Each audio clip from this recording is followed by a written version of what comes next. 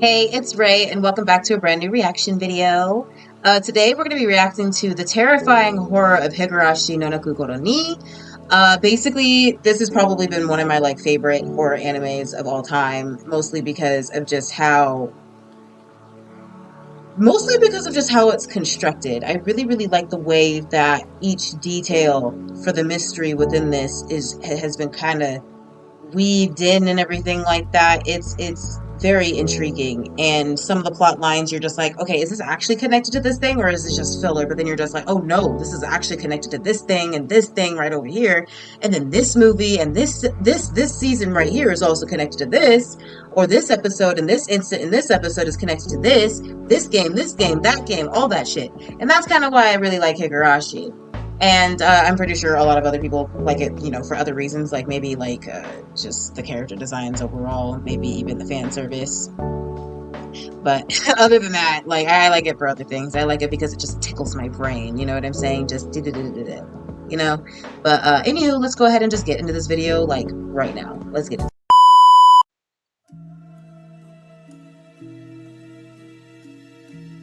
Oh yeah. By the way, if you can't read, spoilers.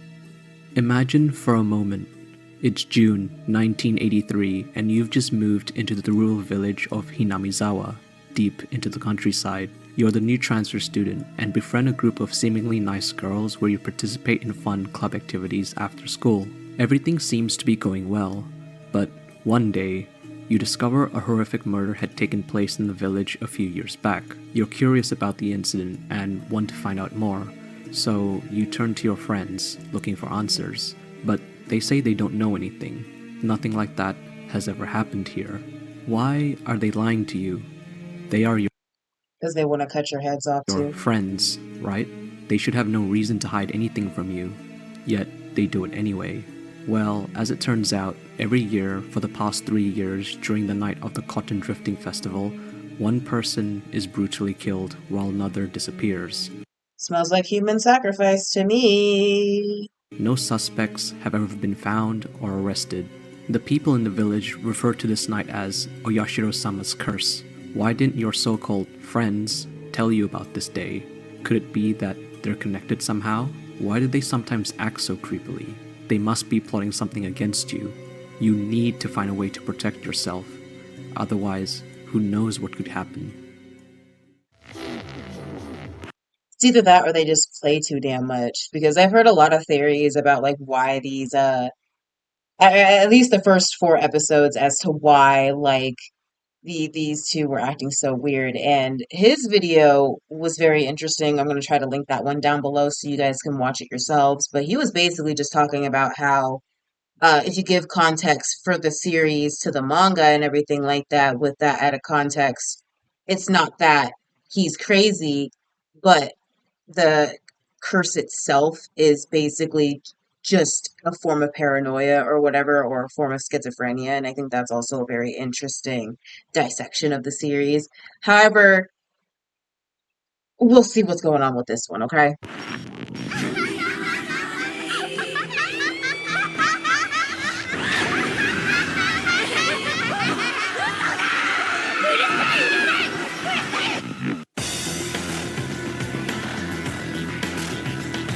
And please don't copyright me, please. Please don't do that. Higurashi no Naku Koro Ni, or its English name When the Cicadas Cry, stands as one of the best horror anime that the medium has to offer. I remember first discovering Higurashi in my first year of becoming an anime fan during my high school teenage years, as it was recommended to me as being one of the most goriest psychological horror anime known for its brutal murders. Yeah, I literally found this out, or I found this anime a couple years ago. This released back in 2006, I believe, or at least this variation did before they released the newest rendition of Higurashi no Naku Koro Ni earlier last year, I want to say. And basically, how I found it was literally off of this anime streaming website. Totally illegal, 100% illegal. But please don't come after me because I don't do that anymore. Don't come after me, man. But yeah, I literally just discovered it. I was like, what the fuck is Higurashi no Naku Koro Ni? What the fuck is this? Did a little bit of research and I was just like, "Well, okay, another horror anime. Let's see about this. Let's see what's going on." And my mind was fucking blown. So that's basically why I'm sitting here just like, yeah, if you haven't seen this series yet, start off with the series that was created back in 2006, and then go ahead and just work your way up. Watch the movies that are available, watch the series in its entirety, and I'd also highly recommend their visual novel and everything like that, along with the manga series. Um, yeah, that's basically it. Going into it, I wasn't expecting much apart from being morbidly curious from its apparent shock value that everyone had perpetuated, but what I experienced was so much more than that. General discussions about the show often boil down to a surface level understanding about the actual story. Comments like, it's just cute girls killing each other, or Nah, it's like way deeper than that. It is way deeper than just cute girls killing each other. It's a lot more deceptive than it's you think. purely shock Just value, saying. often used as criticisms against the show. However, I'm here to tell you that anyone who thinks that is completely wrong. Superficially, Higurashi is about a group of friends who live out their peaceful days in the countryside of Japan until slowly but surely things take a turn for the worse. Mysterious murders start to get uncovered while characters slowly descend into paranoia and insanity. After the dust has settled and every character has met their tragic end, the world repeats, but always a little different than the last time. With the new season currently It's like Groundhog Day on crack. Like bloody, suicidal, psychopathic crack. airing and being a sequel, it seemed like a good time to introduce more people about one of my favorite cult classics. If you've been lucky enough to not get spoiled about the overarching story and I've piqued your interest, I highly recommend you save this video for later and just go watch the original. For those who need more convincing or want to know what makes it a great horror, let's continue. One of Higurashi's defining traits is how it's able to slowly induce an almost ominous and creepy atmosphere throughout the entire show. The impeccable soundtrack composed by Kenji Kawai has a massive influence in shaping the overall tone, and I think without the soundtrack being half as good as it is, a lot of moments would just fall flat. Most of the tracks are slow, somber, and accentuate a feeling of dread looming over the characters. It always keeps the viewer on their toes, never knowing what to truly believe. Now, Yeah, that scene, the Usura scene. Like, gotta love that one. That right there. Whoo, I'm sitting here just like this redheaded biatch. Literally the first time I saw that scene. Real talk. And then I'm sitting here just like, bitch, you don't get the fuck out of my face, bro. Like, just okay, I'm done. Anyways. without overtly spoiling the main story, since I think it's best experienced as blind as possible, I'm just going to be breaking down and analyzing the first arc of the series, Onikakushi Hen. In this arc, the story follows the perspective of Maibara Keiichi, a young boy who had recently moved into the rural village of Hinamizawa. There, he spends his carefree days going to school and attends a club with 4 other girls, 2 of which will only be relevant in this arc. There's the club leader, Shion Sonozaki, who acts a bit tomboyish and is the granddaughter of a very respected family within the village. The other is Rena Ryuga, Yeah, and her family is creepy as fuck. I'm not ever gonna front. Like, when you get deeper into the series, you'll see that her family, her whole family, fucking insane in the membrane head ass people. Like, real talk. who seems like Anyhow. your typical cutesy girl and definitely acts like one. Now with the pieces in place, let's begin. The first strange occurrence that Keiichi encounters is while exploring the local garbage dump with Rena, as he has a brief interaction with a freelance photographer named Tomitake. After a few back and forth exchanges, Keiichi jokingly mentions that Rena could be searching for a dismembered corpse that she had chopped up. Without warning, the lighthearted conversation suddenly takes a dark turn when Tomitake replies, 嫌な事件だったね。腕が一本まだ見つかってないんだろう Yeah, yeah, I remember that. Okay, I'm not gonna say anything yet, but yeah, Rena's a crazy bitch too, if you haven't This noticed. moment establishes 2 things. Firstly, there was a horrific crime that was committed in the past, and second, everyone in Hinamizawa should have known about it. Keiichi is visibly distraught upon hearing the news, but Tomitake continues the conversation as if nothing had happened. And when he goes back to ask Rena about the past, she gives such a vague, non-answer that almost feels like she's hiding something. The first seed of doubt is placed into Keiichi's mind about who he can really trust, and it's through this slow revealing of information does his mind slowly seep into paranoia and madness. Oh This is what the yeah, true honey. horror of Higurashi is about. We're essentially put into the same position as Keiichi, knowing very little about the town or anyone in it. And it's through the unraveling of information do we start questioning everything and everyone. If you can't even And not only that, but it even gets crazier because you start getting deeper and deeper into the tragedies of each and every single one of these characters that are involved in the series, and you're just like, holy shit, this is a bag to unpack right here. No wonder you are the way that you are. Wow, good job. You know what I mean? Like, wow, just wow, this is why. Got you. All trust your right. friends, then who can you trust? We're all alone in this vast and mysterious place, unfamiliar to us.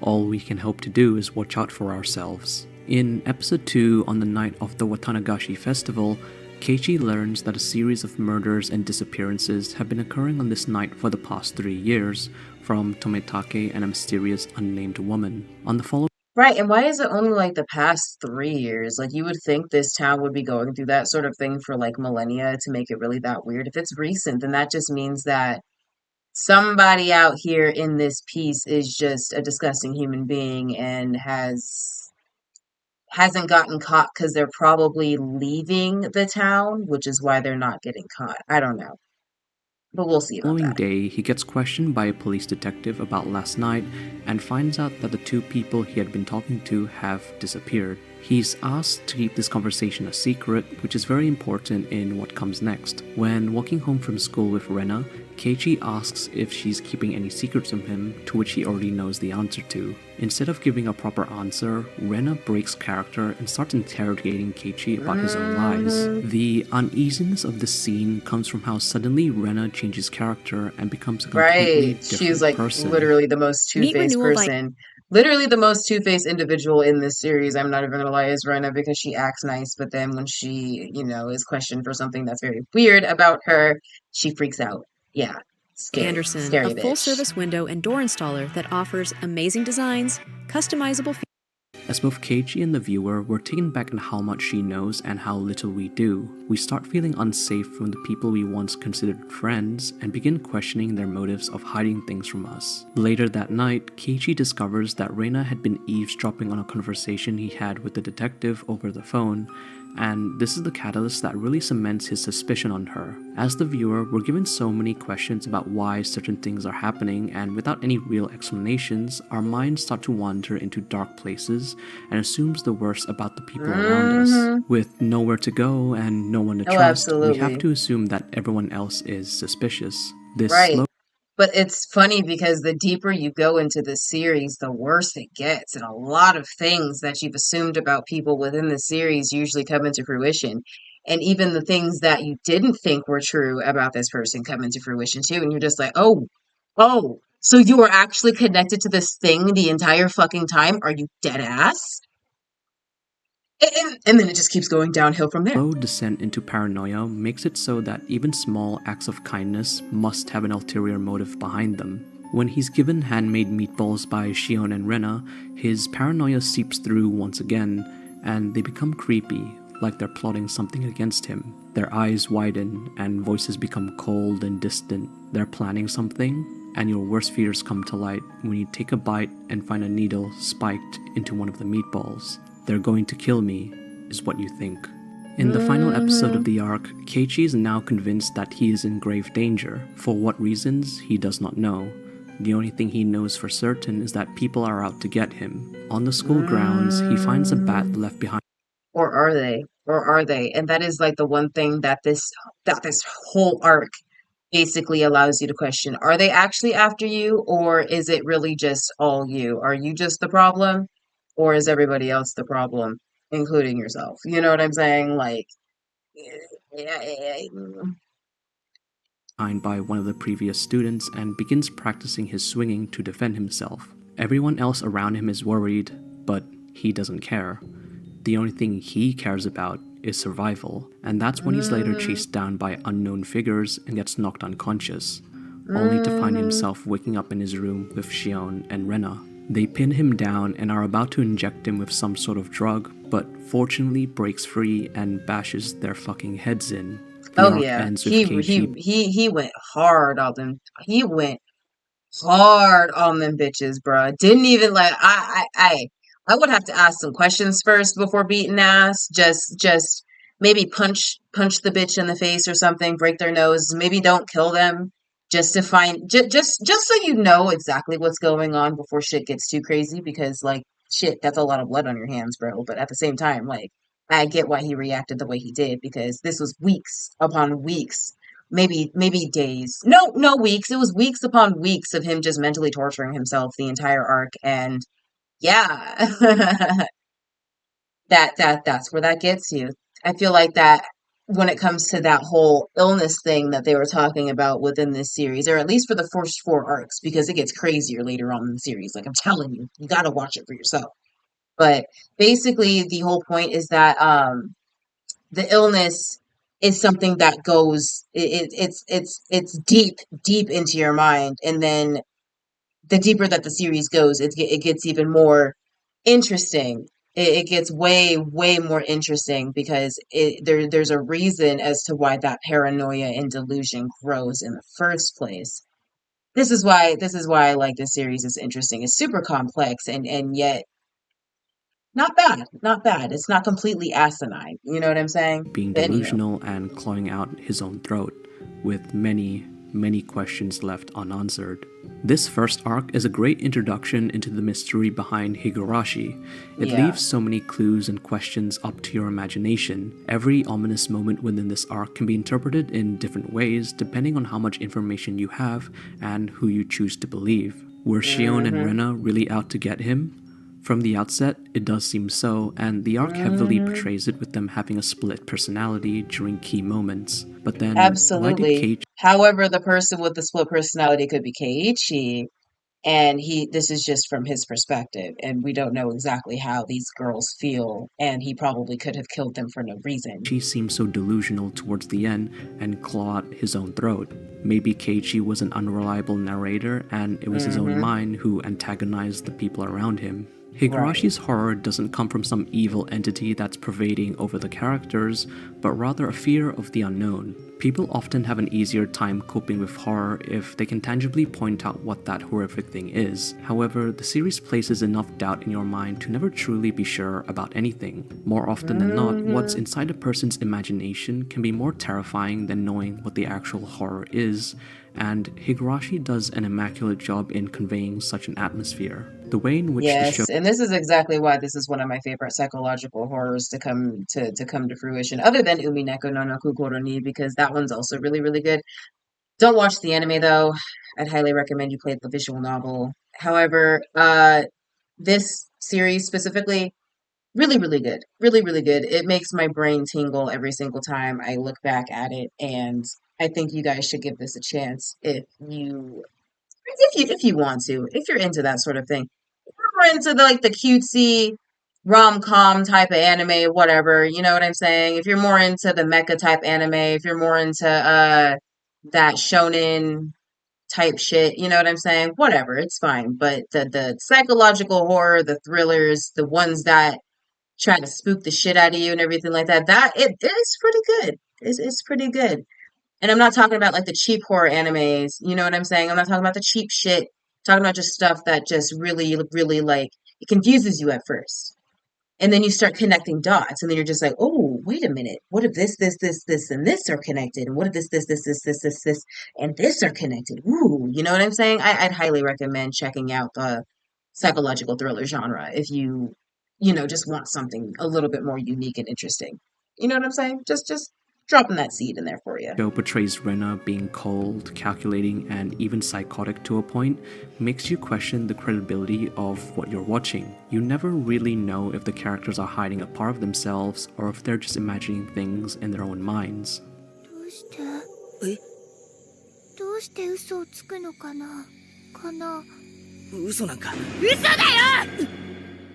If you've Go. never seen Higurashi, then this is the best time to start as the new season is currently airing at the making of this video. It's not just gore and shock factor as a lot of people would like to claim, but an enthralling mystery that you just can't help but want to solve in order to see Yeah. these characters And the gore argument, oh, it's just gore. It's just that it's really not just gore. Like, yeah, there is gore. Absolutely, there's gore. Of course, there's definitely a lot of death in this series, but there's a lot of other things going on behind the scenes. You know what I mean? There's a lot of other shit going on behind the scenes other than the gore part. You know what I'm saying? I can't talk today. Other than the gore shit, it's a lot more than just gore shit. You know what I mean? Just give it a chance. Give it a chance. And then you can also watch the movie. I'll put it on screen somewhere. That's pretty good too. Give that a chance also because it also connects a little bit more than just the main series itself. Like I said, the manga too, along with the visual novels. I'll try to link all this stuff down below and everything like that, along with the patch for the visual novel for those that want to play it and everything like that. But yeah, let's just go ahead and finish this out real quick, and I'll give my final thoughts at the end of this video. Achieve a fate that's not so tragic. If you enjoyed the video and want to see more stuff like this, subscribe and comment down below. I read all the comments on every video and always try my best to reply to people who put the effort in. Thanks for watching, and I'll see you all next time. Cool. Yeah, pretty good video. He did a really good job on that, explaining the first 4 episodes of this series. I'm not gonna lie. But yeah, he did a really, really good job on this. He was not lying when it said when the anime really, really gets to you in your mind and everything like that, it has a knack for wanting to confuse you and everything like that, and to deter you from the truth and everything like that. And it definitely doesn't feed you like a lot of series does. It's not a spoon feeding type of series. You know what I'm saying? It actually gives you enough information not only to formulate your own opinion, but it also restrains enough of that information to keep you guessing, like every single time. So I think for anybody out there that loves stuff like this, that just wants something a little bit more interesting, definitely check out this series and even watch the newest seasons that have come out. Even though I think a lot of people were like, it's kind of mediocre. You know what I mean? It's kind of mid. I don't know if I like the new series like that. Not sure if we should. Well, I'm not going to go ahead and spoil it. You watch it for yourself, and you formulate your own opinion as to how you think the connections within this series, along with Umineko no Naku Koro Ni, how you think that makes sense. Y'all go ahead and make that determination for yourselves, okay?